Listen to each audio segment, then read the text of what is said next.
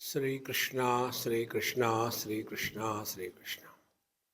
गुरुर्ब्रह्मा गुरुर्विष्णु गुरुर्देवो महेश्वरः गुरु साक्षात् परम ब्रह्म तस्मै श्री गुरवे नमः।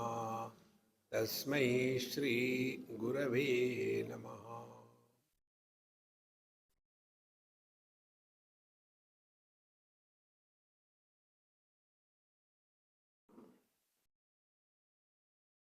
बचपन से अभी तक जो जो हम लोग अपने अनुभव से सीखे, उस समय हम ध्यानमय थे और बचपन से अभी तक हम अनेक अनुभूतियों से गए हैं, लेकिन कुछ नहीं सीखे। वो संसार था। तो जैसे बचपन में बच्चा नहीं जानता चलना कैसे, तो किसी को जाके पूछता नहीं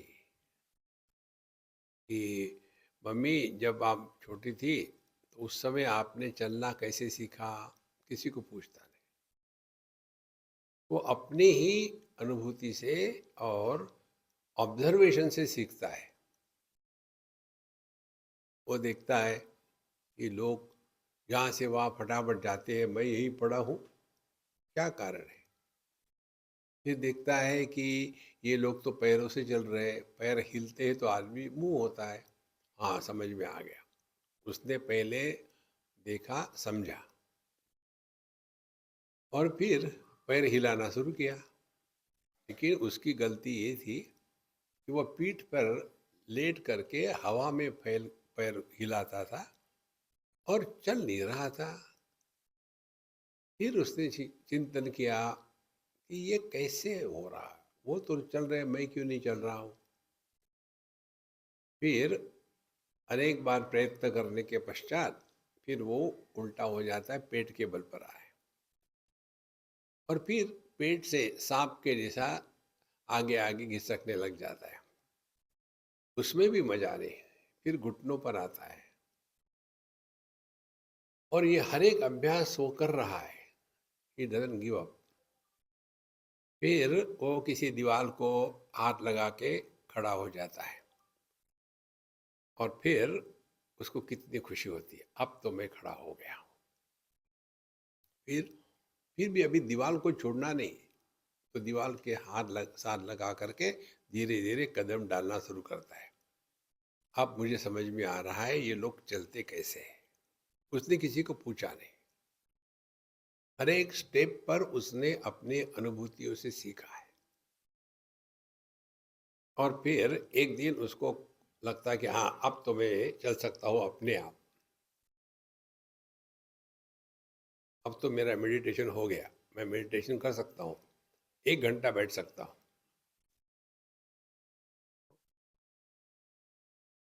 और फिर ये ओवर कॉन्फिडेंस आने के कारण फिर वो हाथ छोड़ के बिना सपोर्ट से चलने लग जाता है।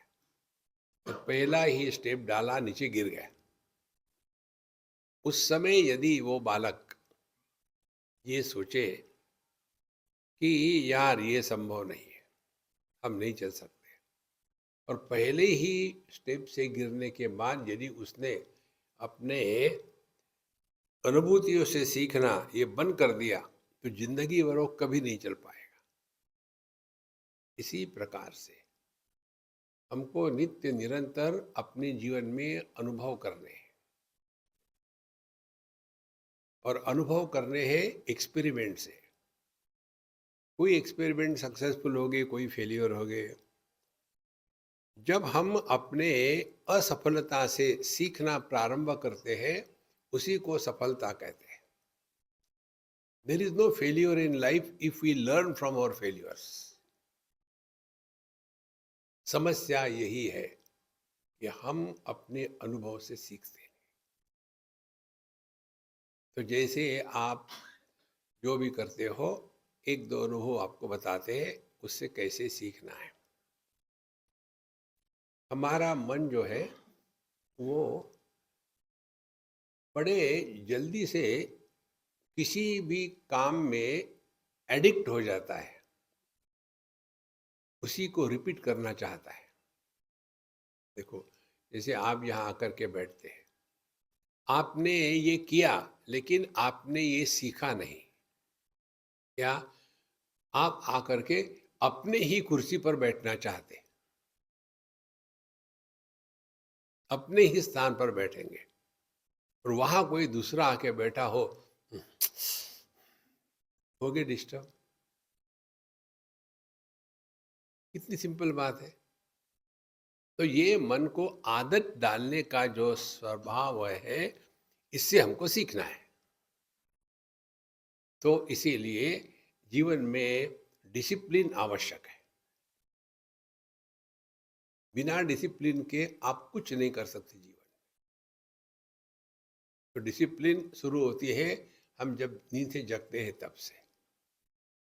तो पहली डिसिप्लिन, समझो आप सुबह उठ जाते हो 4 बजे, 3:30 बजे, तो उठने के बाद नींद से बाहर आने के बाद तुरंत बिस्तर को छोड़ना है।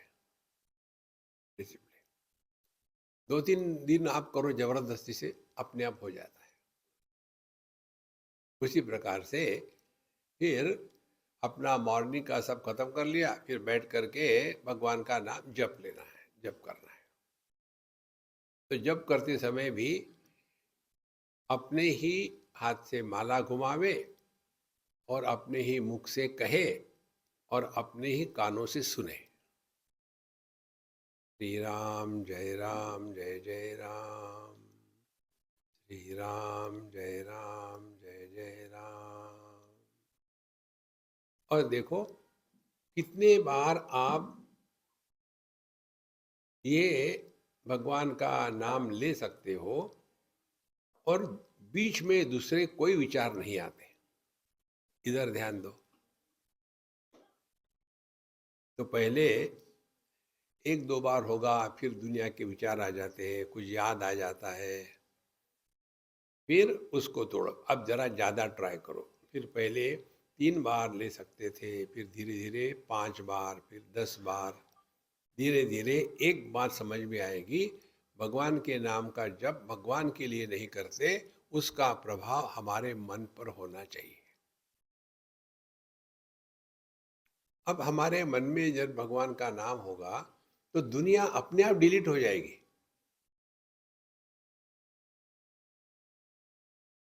ये समझदारी, सजग हो करके जीना, यह है आध्यात्मिक साधना, ये है ध्यान का अभ्यास। इसीलिए ध्यान देना है, करना नहीं। तो ये अभ्यास करते करते आप ऐसी स्थिति में पहुंच जाते हो कि कहीं भी बैठे हो आप। कितनी बार हम अनावश्यक बैठे रहते, किसी की राह देख रहे हैं, या तो वॉक करने जा रहे हैं। तो जब वॉक करने जाते हैं तो क्या करते, पोल्ट्री फार्म वॉक करने जाएगा तो क्या करेगा? तो एक मन को आदत लगा लो, स्टेप के साथ भगवान का नाम जोड़ दो।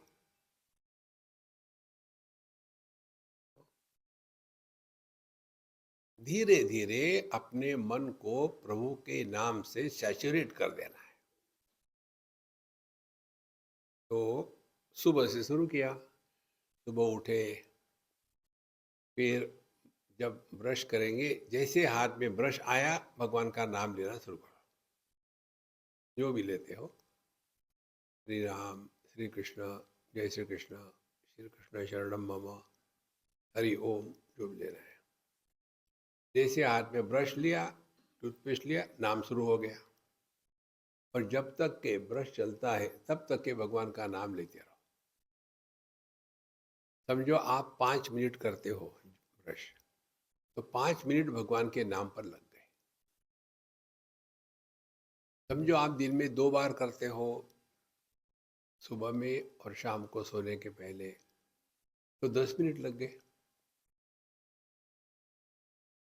ग्रीडी होना चाहिए, कितने समय तक हम प्रभु के स्मरण में रहते हैं।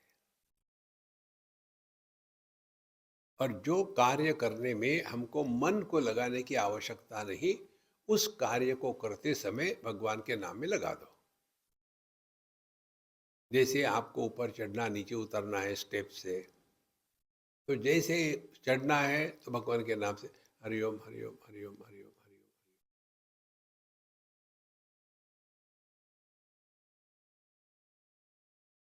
यदि वॉक को जाना है तो अपने स्टेप के साथ भगवान का नाम लेते जाओ। इन शॉर्ट, जब हम माँ के गर्भ में थे तो उस समय हमने सबसे पहला ज्ञान कौन सा प्राप्त कर लिया कि माँ के हृदय की धड़कन। पहला ज्ञान हमारे जीवन में ये रिदम होता है, ठक ठक ठक ठक ठक ठक। वो हमारा सबसे पहला ज्ञान होता है।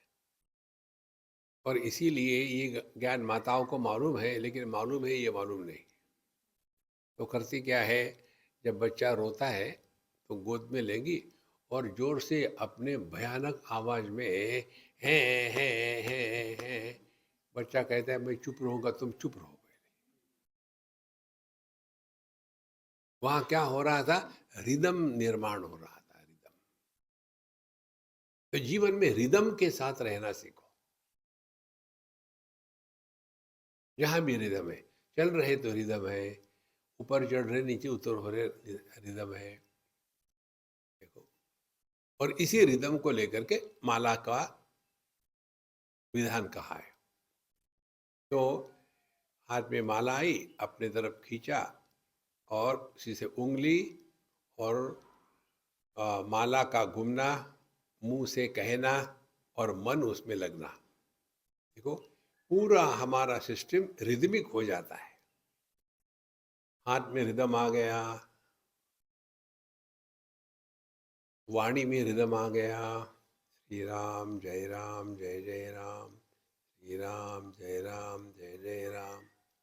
फिर हम जो कहते हैं भगवान का नाम, अपने ही कानों से सुनो, श्री राम जय राम जय जय राम, श्री राम जय राम जय जय राम। इसमें जब 100% सफलता प्राप्त करते हैं, तब हम कुंडलिनी योग के अनुसार हमारी इड़ा पिंगला एक हो गई। इड़ा ज्ञान शक्ति, पिंगला क्रिया शक्ति। ये दो शक्तियां जब मर्ज जाती है तो उसी को सुषुम्ना कहते हैं। देखो, फिर हम मन से ऊपर उठ गए। मन से ऊपर उठने के कारण अब जगत का दर्शन होगा, लेकिन जगत के द्वारा प्रभावित नहीं होगे। और चूंकि प्रभावित नहीं होगे तो हम कुछ कमेंट नहीं करेंगे।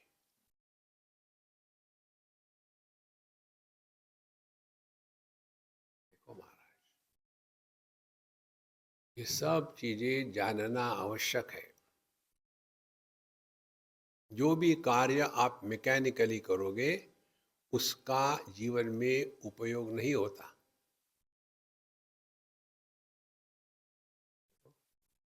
अपने मन को डिसॉल्व करना है चैतन्य में, और इसमें हड़बड़ाहट नहीं। उसी को लेकर के जब हम भगवान का नाम लेते हैं, श्री राम जय जय राम, अपने ही मुख से बोले, अपने ही कानों से सुने, तो वाणी से नाम लेना माने क्रिया शक्ति और कानों से सुनना माने ज्ञान शक्ति। इसका सिंक्रोनाइजेशन 100% जब होगा तब हमारा आत्मविश्वास बढ़ जाता है। आत्मविश्वास की कमी क्या है, हम अपने ज्ञान के अनुसार नहीं जीते,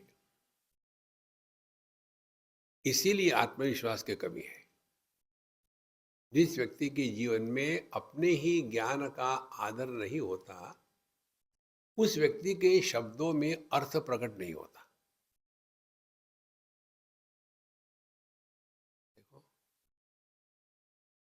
एक बार भगवान राम कृष्ण परमहंस के पास एक माँ अपने बच्चे को ले गई और कहा, ये बहुत मिठाई खाता है, मैंने इसको कहा मत खाओ तो ये मानता नहीं। बोले ठीक है, मैं बाद में बताऊंगा, अगले संडे आ जाना। 3-4 संडे चक्कर लगवाए। फिर 5वें संडे में उस बच्चे को उन्होंने कहा कि बेटा मिठाई मत खाओ, तुम्हारे दांत खराब हो जाएंगे, तुम्हारे स्वास्थ्य के लिए ठीक नहीं। उसने कहा ठीक है, नहीं खाऊंगा।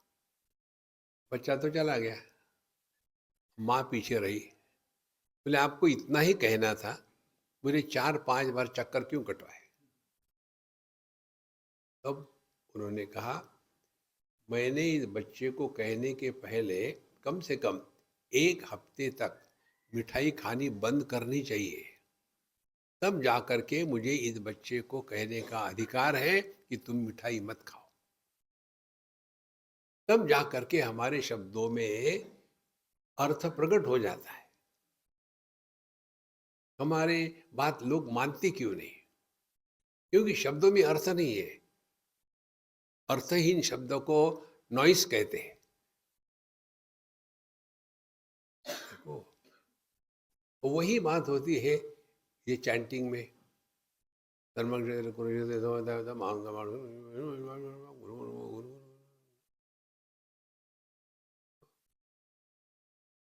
हमको किसी को हिसाब नहीं देना है कि हमने 1000 जप किए हैं और हमने इतने पारायण किए हैं।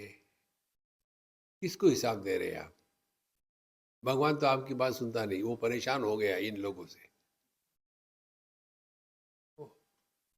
पूरा का पूरा ध्यान अपने मन को चैतन्य में डुबोना है, डिसॉल्व करना है।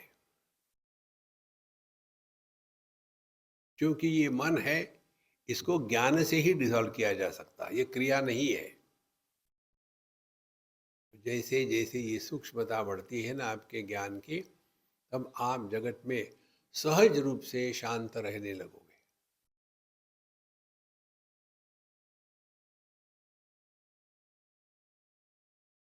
जो लोग बहुत ज़्यादा बोलते हैं तो ज़्यादा गलतियां करते हैं, कम बोलते हैं तो कम गलतियां करते हैं। बोलो मत तो कुछ गलती नहीं होगी।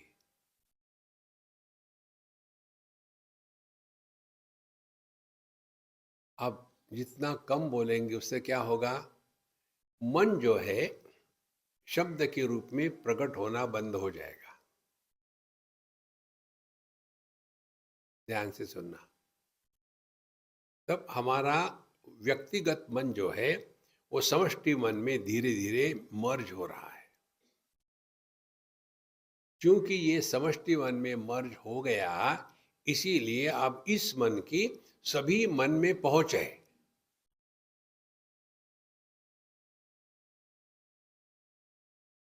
इसके कारण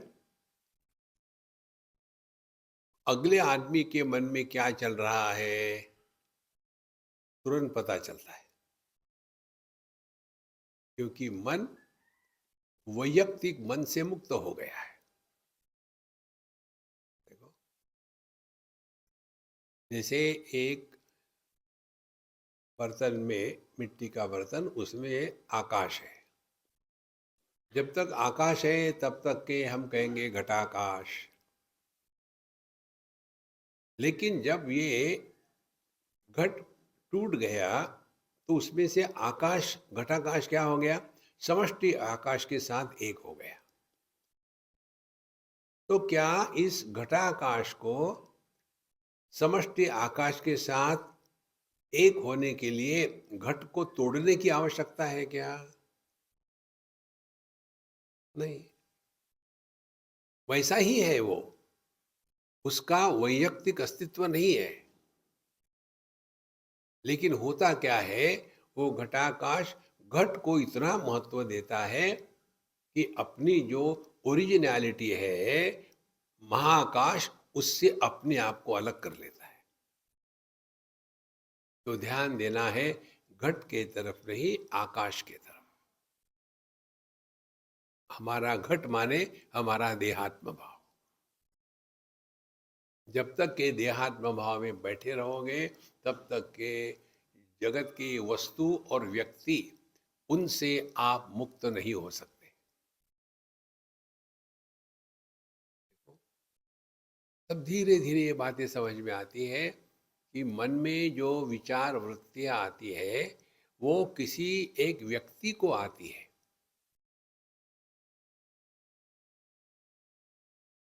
तो जब तक के मैं ध्यान के लिए बैठा हूं, ये मैं कौन है इसका निर्णय नहीं होता, तब तक के मेडिटेशन एक केवल सर्कस होती है। तो किसको विचार आ रहे हैं, तब आप पिन पॉइंट करोगे। हर एक विचार के मूल में एक व्यक्ति है, पति पत्नी भाई बहन माँ बाप इत्यादि।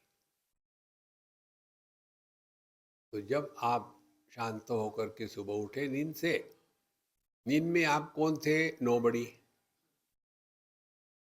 तो सम बड़ी बनने के पहले आपको आपकी वैयक्तिक साधना पूरी करनी चाहिए।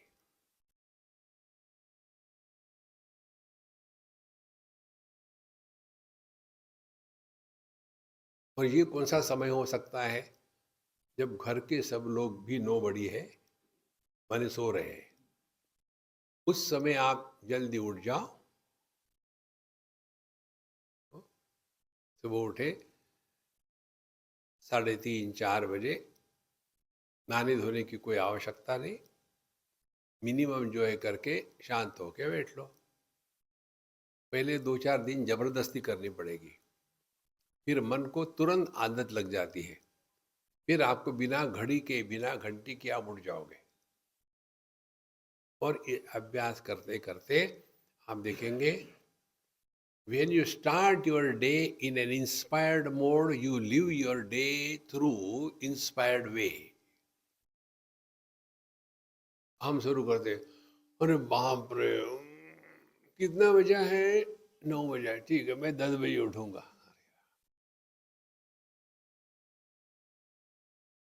आलस का कोई अंत नहीं। फ्रेंड्स, इसीलिए हम जो बताते हैं ना, आध्यात्मिक साधना, half an hour meditation, rest of the day frustration, ऐसा नहीं होता। हम अपनी अनुभूतियों से सीखते हैं। ऐसा करते करते अब हमारा पूरा ध्यान मन के तरफ है। और ये मन, यानी हमको ना भगवान चाहिए ना दुनिया चाहिए, कुछ नहीं, केवल अपने मन को ठिकाने पर लगा रहे हैं। Mind your mind. और मन को ठिकाने पर लगाना है तो जैसे कपड़े को दाग लगा है तो उसको साफ करने के लिए साबुन लगाएंगे। अपने हमारे हाथ को चोट आ गई है तो उसको दवा लगाएंगे। इसी प्रकार से मन को यदि नियंत्रित करना है तो उसको विचार से ही ठीक किया जा सकता है। Wrong thinking can be corrected bye right understanding. जबरदस्ती से नहीं होता। योग चित्तवृत्ति निरोधा, राम राम राम राम राम। पता नहीं मैंने आज सुबह किसका मुंह देखा, मेडिटेशन में बहुत डिस्टर्ब हो गए, तुरंत पत्नी उवाच। इसीलिए मैंने कितने बार आपको कहा है सुबह उठ करके दाढ़ी मत बनाया करो, क्योंकि आपने ही अपना मुंह देखा था।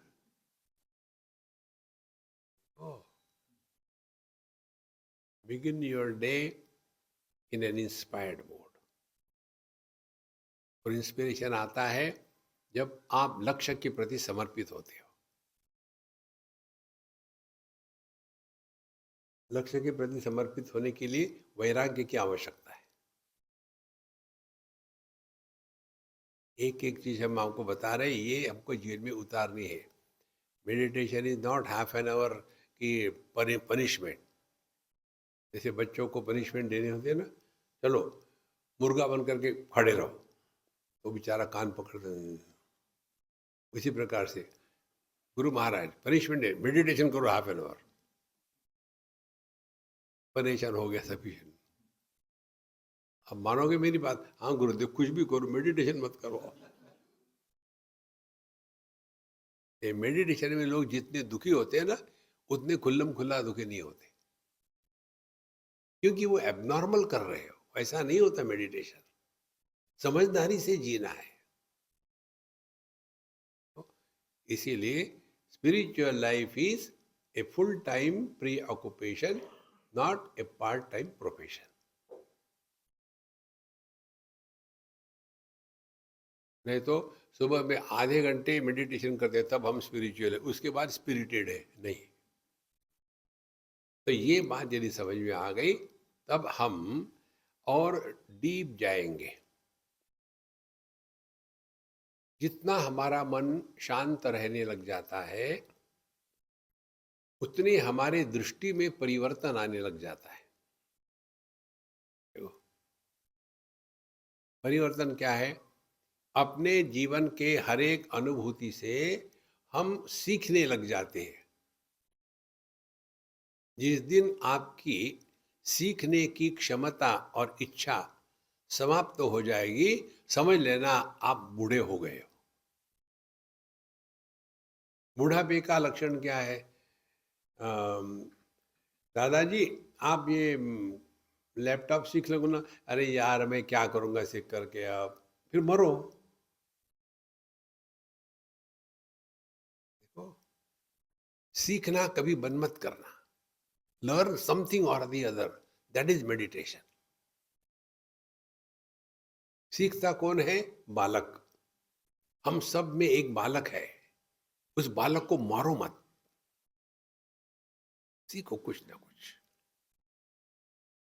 तो बहुत सिंपल है महाराज। जब आप सीखते हैं तब आपका मन डल नहीं होता, उसको अप्लाई करना पड़ता है। तो कमिटमेंट होना चाहिए सीखने के लिए। हम आपको ये नहीं बता रहे क्या सीखो, जो भी सीखो कोई फर्क नहीं पड़ता। तो ये उदाहरण हमने आपको दिया था, हमारे बम्बई का उदाहरण है। एक बुढ़ाऊ हमको कहते, स्वामी जी, पिछले बार आपने कहा था आदमी ने सीखना चाहिए, सीखना चाहिए, नहीं तो आदमी बूढ़ा होता है। तो मैंने सीखना शुरू कर दिया। ने बहुत बढ़िया है बाबू जी, जारी रखो। बोले मालूम है क्या सीख रहा हूँ? मैंने मुझे मालूम नहीं, जानने की इच्छा भी नहीं। आप जारी रखो। नहीं नहीं नहीं, मैं बताना चाहता हूँ। बताओ। मैंने संस्कृत सीखना शुरू कर दिया। बहुत बढ़िया। मालूम है क्यों? मुझे मालूम नहीं है, मुझे जानने की इच्छा नहीं। सीखो। नहीं, मैं बताना चाहता हूँ। बताओ क्या? मैंने सुना है कि स्वर्ग में लोग संस्कृत बोलते हैं, इसीलिए मैं संस्कृत सीख रहा हूँ। हिंदी है ना? तो ठीक है, फिर बढ़िया है। फिर मैंने बोला कि आप इनको चाबी भर देते, मजा आता है। हमने कहा देखो, ये तो बहुत बढ़िया बात है, आप निश्चित स्वर्ग में जाओगे और संस्कृत में बोल करके आपको जो चाहिए मिल जाएगा। लेकिन कोई भी प्लानिंग जब करते हैं ना, तो प्लान भी होना चाहिए। समझो आप नरक में गए तो? बोले मुझे सिंधी आती है, सीखने की जरूरत नहीं। देखो, कीप लर्निंग समथिंग और दी अदर। कितनी महत्व की बात है। जब आप सीखना, फिर क्या सीखना है? जैसे एक हमारी अम्मा है बम्बई में, शी मस्ट बी अबाउट 78-80। इस उम्र में उन्होंने संस्कृत की परीक्षाएं पास करी हैं और डिग्री मिल गई उनको, ऑनलाइन करके डिग्री मिली है। और मुझे, स्वामी जी आप देखो, मैं इस भगवत गीता के हर एक शब्द की व्युत्पत्ति बता सकती हूँ एट द एज ऑफ 80। इतनी बिजी है वो। इतनी बढ़िया बात है। घर में दो ही है केवल, पति पत्नी और काम करने वाली, बस। इतनी प्रसन्न रहती, घर देखो उसका इतना सुंदर सजा हुआ है। उसके पूजा का स्थान, आहा, वहां जाकर के निश्चित भगवान आते होंगे। एकदम उत्साह से परिपूर्ण है, तब हमारा अध्यात्म चल रहा है। नहीं तो अब जी के क्या करेंगे, अरे फिर मरो न यार, मरते भी नहीं। जीवन का हर एक क्षण उत्साह से परिपूर्ण हो, तब आप ध्यान में जीवन जी रहे हो। नहीं तो बैठे ऐसे, क्या है, डोंट डिस्टर्ब, मेडिटेशन में हो रहे हो।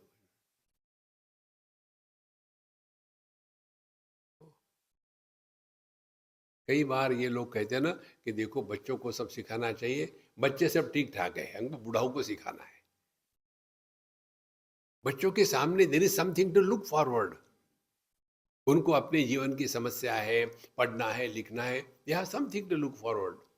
हम लोगों को आगे देखने के लिए कुछ नहीं। जब कुछ हॉबी नहीं होती, कुछ नया सीखना नहीं होता, तो फिर क्या, उठे, हाँ बहू आज ब्रेकफास्ट के लिए क्या बनाओ, ढोकला। ढोकले को ढोकला खिलाओ।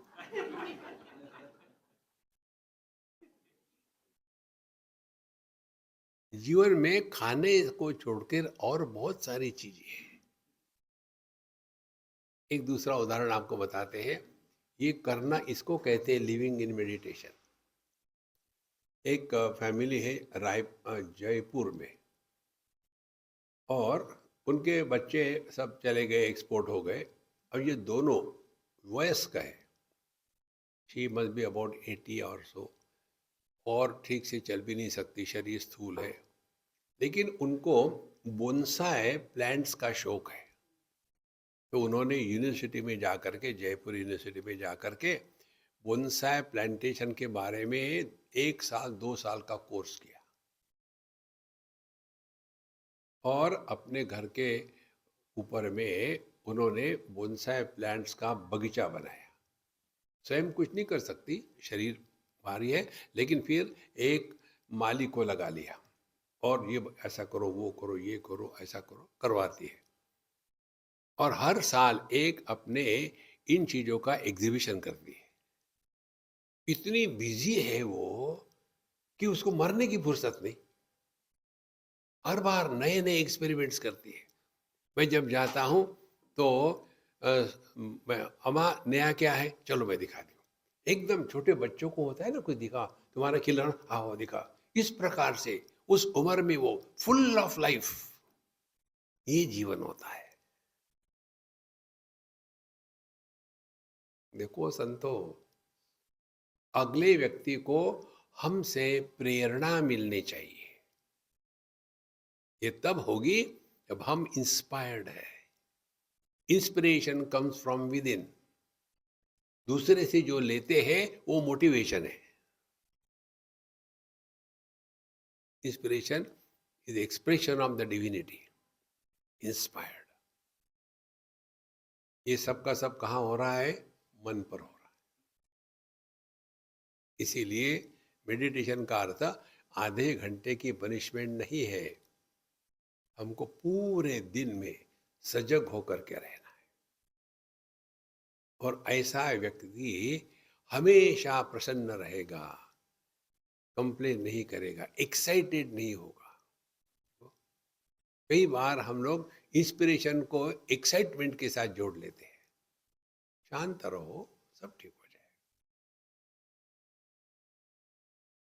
धीरे धीरे धीरे मन सहज रूप से शांत रहने लग जाता है, और ऐसे शांत मन में एक नया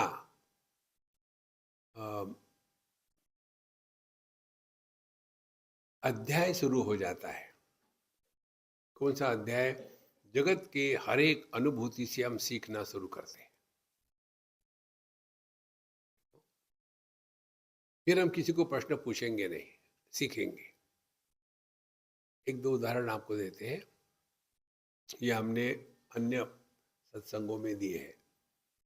हम एक बार वहाँ खड़े थे हमारे ऋषिकेश में, शिवानंद आश्रम के बाहर, गंगा जी के किनारे। वहाँ थोड़ा सा घाट बना हुआ है। हम खड़े थे आराम से, शाम का समय था, 4 बजे, 4:30 बजे, और 2-4 कमंडलू थे। तो प्रश्न पूछना है, जिनको प्रश्न पूछे बगैर शांति नहीं होती। स्वामी जी आप क्या देख रहे हैं? हमने कहा तुम बताओ तुम क्या देख रहे? हम गंगा जी देख रहे हैं। ठीक है, फिर मुझे क्यों पूछा? नहीं नहीं नहीं, आप बताओ आप क्या देख रहे हैं? हमने कहा मैं गंगा जी नहीं देख रहा हूँ। फिर क्या देख रहे हैं आप? तुम कल्पना करो मैं क्या देख रहा हूँ। उसको बिजी रखना था ना। आप फिर गंगा जी देख रहे हैं, यहाँ इतने सारे लोग हैं वो देख रहे हैं, यहाँ पेड़ पौधे वो दिख रहे हैं। हमने कहा देखो तुमको तो मालूम है, क्यों पूछा? नहीं नहीं नहीं, आप और कोई देख रहे हैं। हमने कहा देखो मैं ये कुछ नहीं देख रहा हूँ, जो तुम देख रहे हो वो मैं नहीं देख रहा हूँ, मैं कुछ और देख रहा हूँ। क्या? मैं गंगा जी भी नहीं देख रहा हूँ, फिर मैं पानी भी नहीं देख रहा हूँ, फिर मैं पानी का बहाव देख रहा हूँ।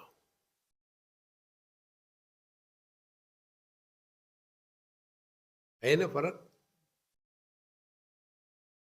और ये पानी के बहाव दो प्रकार के हैं। एक है गंगोत्री से निकल करके गंगा सागर तक एक दिशा का प्रवाह है, और ये बहते पानी में कहीं कहीं भंवरे हैं, और उस उधर से समझो इस एक दिशा में बहने वाले पानी में कोई लकड़ी आ गई, कोई वस्तु आ गई, कोई पेड़ आ गया, या कोई प्राणी आ गया, तो यदि ये भंवरे में आ गया तो क्या होगा? वो भंवरे के द्वारा नीचे खींचा जाएगा। हाँ बिल्कुल ठीक है। और हमेशा नीचे नहीं रहेगा, फिर वही भंवरे के बाहर फेंका जाता है। फिर फिर उसकी जो यात्रा है उसी दिशा में, जिस दिशा में जा रहा था, फिर शुरू हो गई। फिर दूसरा भंवरा लग जाता है, फिर उसमें वो खींचा जाता है, फिर थोड़े समय तक रहेगा, फिर बाहर फेंक दिया, फिर चल पड़ा। ये हमारा जीवन है। पानी को जीवन ही कहते हैं ना। ये हमारा जीवन है। तो क्या है जीवन? जन्म से लेकर के मृत्यु तक हमारा जीवन एक दिशा में बह रहा है। बीच में भंवरा आ जाता है। भंवरा क्या है? भंवरा है देहात्म भाव। देहात्म भाव से तादात्म्य हो गया कि उसमें खींचे गए।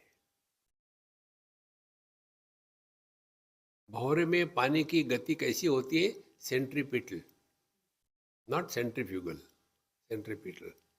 अपने में खींच लेता है वो, और सुखी दुखी होगा। तो देहात्म भाव में आ गए तो वहां चक्कर काटते, सुखी दुखी झगड़े, वहां वहां वहां, और फिर तंग आ जाते, चलो हमको निकल जाना है यहां से। कैसे निकल जाते? सो गए। सो गए माने अब देहात्म भाव का त्याग हो गया। जब देहात्म भाव का त्याग हो गया तो हमारी आयु का बढ़ना कम हो जाता है क्या? आयु बढ़ती है। हमारी जीवन की धारा एक दिशा में चल रही है। फिर उठे माने दूसरा भौरा आ गया, फिर उसमें खींचे गए। देखो ऐसे निद्रा देहात्म भाव, निद्रा देहात्म भाव, ये जीवन की नदी बह रही है। और ये नदी जो है ये एक दिशा में बहती है।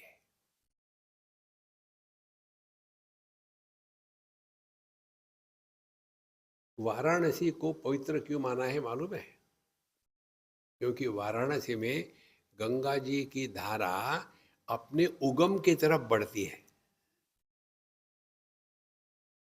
इसीलिए उसको पवित्र माना है। देखो,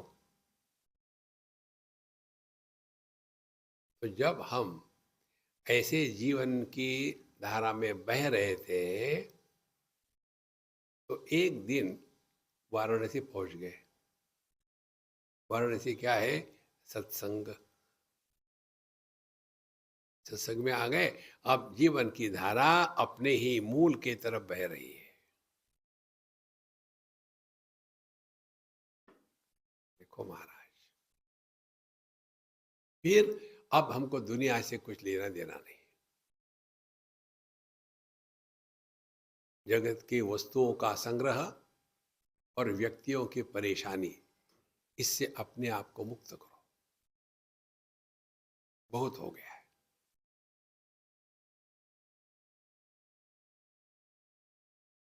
शरीरम वा पातयामी, कार्यम वा साधयामी।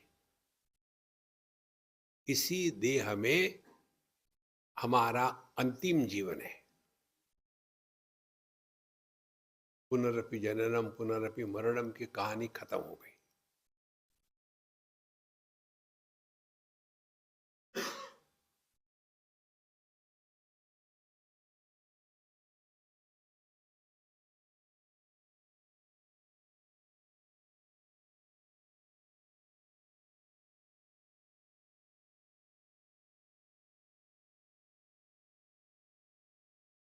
ऐसा साधक जब अंतर्मुखी हो जाता है, तो उनको सपने में भी भगवान के सपने आते हैं। हमको सपने सपने आते हैं सास बहू के, बच्चे के, क्योंकि उनका देहात्म भाव ऑलमोस्ट जीरो जैसा है। देखो, इसीलिए ध्यान केवल जागृत अवस्था में नहीं, ध्यान जागृत, स्वप्न, सुषुप्ति, समाधि चारों अवस्था में होता है।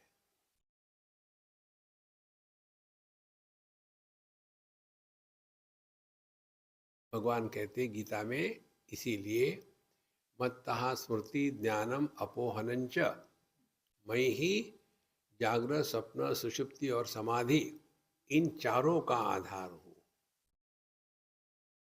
और इसीलिए सर्वैहि वेदैहि, ये अहम को जानना योग्य है।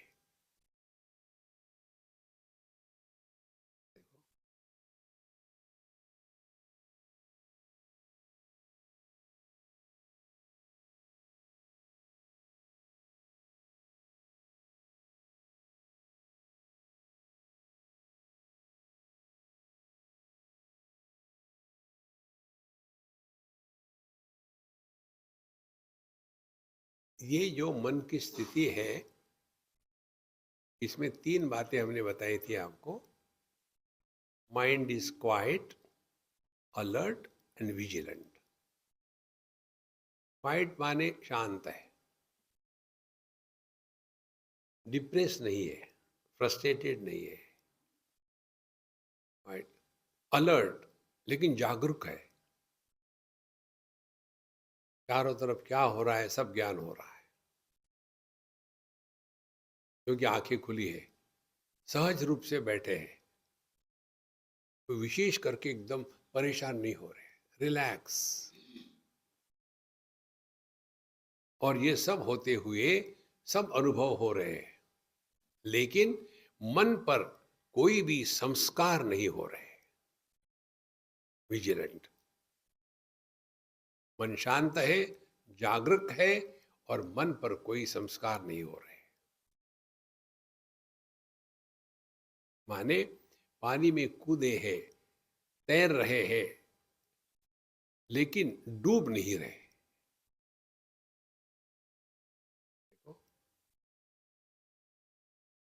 इसको कहते हैं जीवन मुक्ति।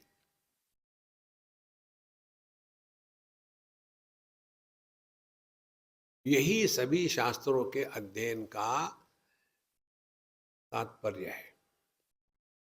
जैसे श्रीमद् भागवत पुराण में अंतिम में क्या होता है, वो तक्षक आता है, परीक्षित जी को डसता है और परीक्षित जी का देह मर जाता है। और क्या कहते, भागवत सुनने से देखो भला हो गया। क्या भला हो गया? वो तो मर गया है ना। वो मरा नहीं, परीक्षित जी मरे नहीं। सांप के आने के पहले ही उन्होंने देहात्म भाव का त्याग करके अपने स्वरूप में निष्ठा प्राप्त कर ली थी। इसके लिए उनका देह मरा, वो नहीं मरे। इसी को लेकर के हम आपको कहते हैं मृत्यु ये भ्रांति है, कोई मरता नहीं। देखो 11वें अध्याय में जो परीक्षित जी ने सुना सुखदेव महाराज से, वो यही सुना। किसी भी प्रकार से तुम देह नहीं हो सकते हो। और देह यदि मरता भी है तो माने क्या होता है? देह एक असेंबली है। जब असेंबली भंग हो जाती है तो देश नष्ट हो गया क्या? सिटीजन तो है, फिर दूसरी बनेगी। पंच महाभूत नष्ट नहीं होंगे, देह नष्ट होगा, क्योंकि ये बोरोड है। तो जहां देह में विकार होना बंद हो गए तो देह मरा, लेकिन देह मरता नहीं, पंच महाभूतों में लीन हो गया। अब आगे चले जाओ।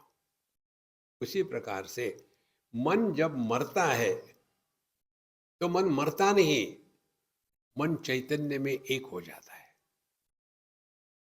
कारण क्या? जैसे पंच महाभूत और देह एक ही है, इसी प्रकार से चैतन्य और मन एक ही है। तो जैसे व्याधि के कारण देह जिंदा है, उसी प्रकार से मन के व्याधि को आधि कहते हैं, मन के आधि के कारण मन जिंदा है। तो देह की व्याधि तो हम समझते हैं, मन की व्याधि क्या है? मन की व्याधि है काम, क्रोध, लोभ, मोह, मद, मात्सर्य, मेरा तेरा। ये मन के रोग है। जिस मन में ये रोग समाप्त हो गए वो मन मर गया। मर गया माने अब वो मन चैतन्य में एक हो गया।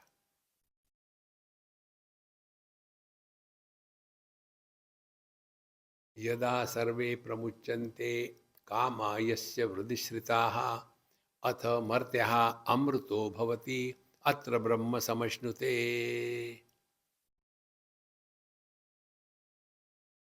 गंगा जी जब गंगा सागर मिलती है तो कौन मरता है?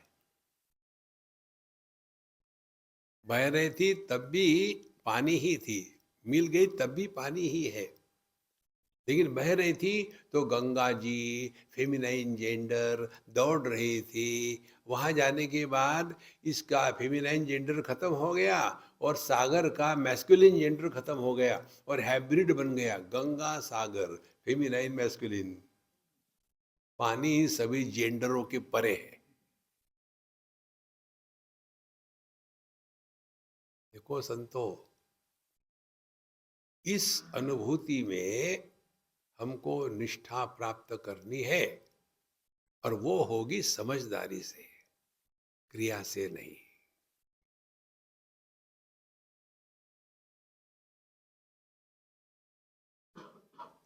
तो इसके लिए जगत में व्यवहार करते समय बोलने के पहले विचार पूछ लो अपने आप को कि बोलना जरूरी है क्या। एक बात आप सूक्ष्मता से पहचान लो अपने आप में। जैसे कोई कुछ बोल रहा है, मेरा लड़का जो है ना, उसको ये इसमें बड़ा प्राइज मिला है, स्वामी जी ये उसका फोटो देखो। तो मुझे जो कोई दिखाएगा मैं चुप बैठूंगा? नहीं नहीं नहीं, मेरा भी लड़के का जो है ना, अब किसने पूछा क्या आपको? देखो महाराज, कोई भी अपने बारे में किसी भी विषय में बात करें तो हम उसी विषय को लेकर के अपनी बात घुसाड़ देते बीच में। हम उस आश्रम में गए थे और वहाँ शाम के समय हम सत्संग करके आए तो देखा मेरे कमरे के सामने एक छोटा सा बेबी स्नेक था। तो मैंने तो उसको लकड़ी से फेंक दिया, लेकिन क्या बताऊं, रात भर मुझे डर लग रहा कि और दो चार होगी अंदर तो क्या होगा। रात भर नहीं सो पाया। दूसरा सुनने वाला चुप बैठेगा, कुछ भी नहीं। मैंने इतना बड़ा सांप देखा। माने तुम्हारे सांप से मेरा सांप बड़ा था, तुम्हारी बेवकूफी से मेरी बेवकूफी बड़ी है। कोई जरूरी है? देखो, लेकिन जब उस सांप ने मुझे देखा वो भाग गया। अरे कहाँ हम फंसे हैं दुनिया में, इसका चिंतन करो। आप देखेंगे अपने आप अनावश्यक जो गपशप होती है ना, शांत हो जाती है। उसी को लेकर के मेरी बहू ने ये किया, मेरी भी बहू ने ये किया, मेरी बहू बहुत अच्छी है, हाँ जी मेरी भी बहुत अच्छी है बहू। देखो इसके लिए अपना मंत्र क्या है? Who asked you? किसने पूछा आपको? हम बोले जा रहे बोले जा रहे। ऐसे ही हमारा व्यक्तित्व दृढ़ हो जाता है। हमको व्यक्तित्व से हट करके अभिव्यक्ति में पहुंचना है। व्यक्तित्व निर्माण होता है जब अनुभव के कारण उसके संस्कार निर्माण होते हैं तब, और वो संस्कारों से हमारी भावना बदलती है। देखो बचपन में ही बच्चों को बता दिया जाता है। एक उदाहरण देते हैं आपको। वर्जीनिया की बात है। एक हमारे मित्र हैं वहाँ, डॉक्टर अग्रवाल। जब हम गए थे कोरोना के समय में, तो वहाँ को जो कोई इंजेक्शन दे रहे थे फटाफट उन्होंने अपना करके मुझे दे दिए, कोई प्रॉब्लम नहीं। तो वो बता रहे थे, स्वामी जी हमारे पड़ोसी है, इस्लामिक है, मुसलमान है, और उनको कहीं जाना था। हमारा बड़ा अच्छा रिलेशन है दोनों का। उनको जाना था, उनके दो बच्चे, तो इनको कहाँ रखे क्या करें ये चक्कर था। उन्होंने हमको पूछा कि हम 2-4 दिन के लिए जा रहे।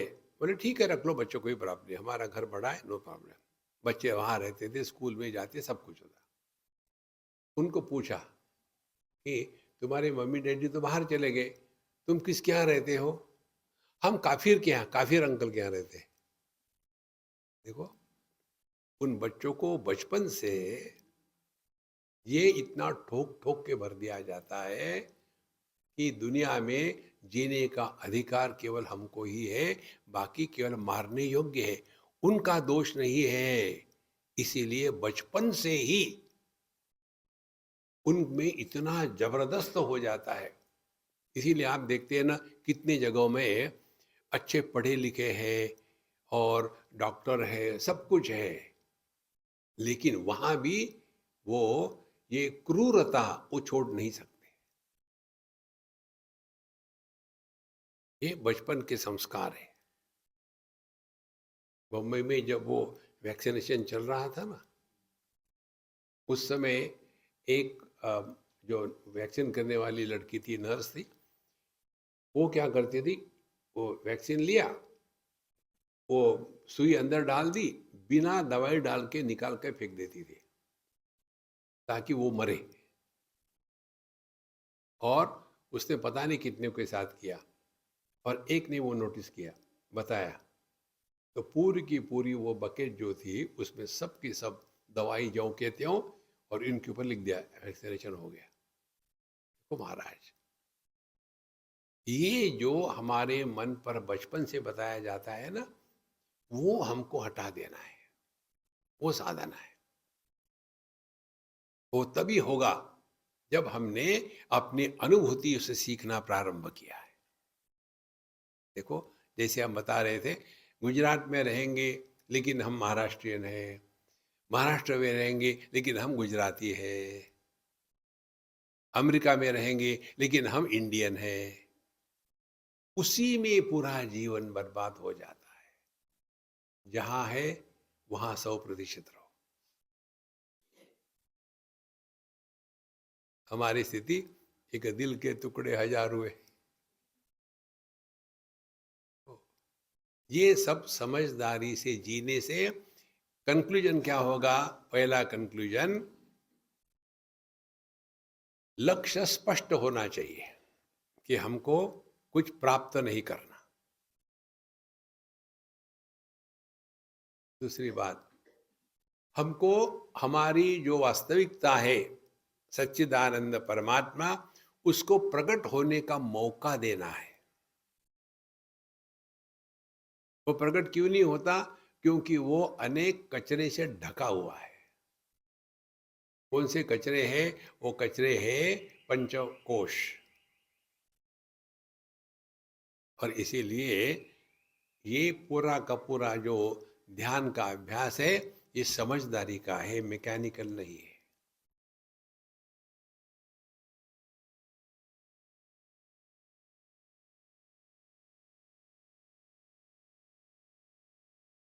जितनी सहजता से हम अपने दिन को जी सकेंगे, उतनी मात्रा में हम अपने स्वरूप के पास है।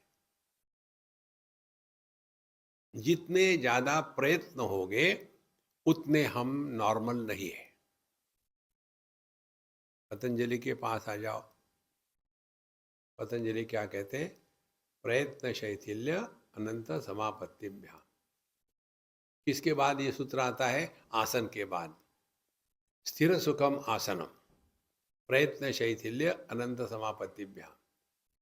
आसन क्या हो गया? स्थिर सुखम, यू आर एफर्टलेसली हैप्पी। किसी के कारण हैप्पी नहीं है। बिना कारण का जो आनंद है, वो ब्रह्मानंद है। किसी कारण से हुआ जो आनंद है, वो ब्रह्मानंद की विकृति है। देखो, तो जब हमको समझो अच्छा दिखता नहीं, तो हम क्या करते? पहले पहले जब चश्मा नहीं लगता, दिखता ठीक नहीं, तो फिर हाथ में कारण क्या है? दिखता नहीं है अभी ठीक से। तो घर के बच्चे क्या कहते? मम्मी आजकल आप बड़ी स्टाइल मार रही हो। ऐसे नहीं बेटा, दिखता नहीं ठीक से। जहां प्रयत्न है, वहां आप नॉर्मल नहीं हो। अब अपने अंदर झांक के देखो। हम एक दूसरे को प्रसन्न करने का प्रयत्न करते हैं। Honey darling, I love you, I love you यार, I love you so much, without you I can not live, but because of you also I can live.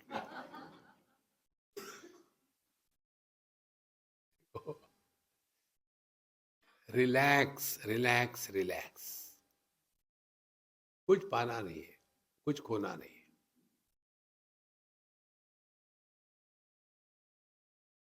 जब बर्फ का टुकड़ा पानी में गिरता है और थोड़े समय के बाद गायब हो जाता है, तो वो मरा क्या? इसी प्रकार से जब हमारा मन ये काम क्रोध इत्यादियों के कारण जो मन ने आकार धारण किया है, यह साकार मन जब अपने आकार को छोड़ देता है, तो वही चैतन्य है। माने क्या? इस चैतन्य को हम प्रकट नहीं होने देते। उस पर काम क्रोध लोभ मोह मद मात्सर्य, इसकी इतनी परतें लगी हुई है कि वो अंदर में सफोकेट हो रहा है। और इसी के कारण हम सभी के सभी जीवन में क्या कर रहे हैं? खुशी को प्राप्त करने का प्रयत्न। कारण क्या है? कारण आनंद हमारा स्वरूप है। हम अपने स्वरूप पे वापस लौटना चाहते हैं, मालूम नहीं, इसीलिए बाहर भटक रहे हैं। और जब भटक के थक जाते हैं, सो गए, तो जो आनंद है वो प्रकट होने लग जाता है। देखो, God realization, I have seen God, he has come and gone, वो सब ठीक है अपने जगह में, हमको उससे कुछ विरोध नहीं है। सत्य ये है, कहीं फंसो मत। नहीं तो व्यक्ति एक ब्रांडेड हो जाता है, अध्यात्म ब्रांड नहीं है। देखो, इस प्रकार से चिंतन करते करते व्यक्ति को समझ में आता है कि बर्फ का टुकड़ा पानी में घुलने से कुछ नष्ट नहीं हुआ, कुछ प्राप्त नहीं हुआ। इसी प्रकार से जब हमारा मन सभी कामनाओं से मुक्त हो गया, तो यह जो मन है वो चैतन्य ही है। तो मन नष्ट नहीं हुआ और चैतन्य प्राप्त नहीं हुआ। ना कुछ पाना, ना कुछ खोना।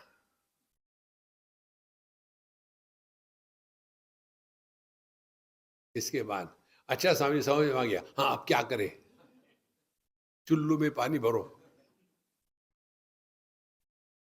ये करने का जो रोग है ना, इससे मुक्त हो जाओ। हर चीज करनी करनी करनी करनी, प्यार करते हैं और फिर गिरते हैं। देखो, उपासना करते हैं, भक्ति करते नहीं। भक्ति होती है, भक्ति या प्रेम ये अनुभव है, ये क्रिया नहीं है। ज्ञान ये अनुभव है, ये क्रिया नहीं है। इस अनुभव में सहज रूप से रहना, यही जीवन का लक्ष्य है। गिव इट ए ट्राई, नहीं तो अगले साल। ओम पूर्णमदः पूर्णमिदं पूर्णात् पूर्णमुदच्यते पूर्णस्य पूर्णमादाय पूर्णमेवावशिष्यते। ओम शांति शांति शांति। हरि ओम। श्री गुरुभ्यो नमः। हरि ओम।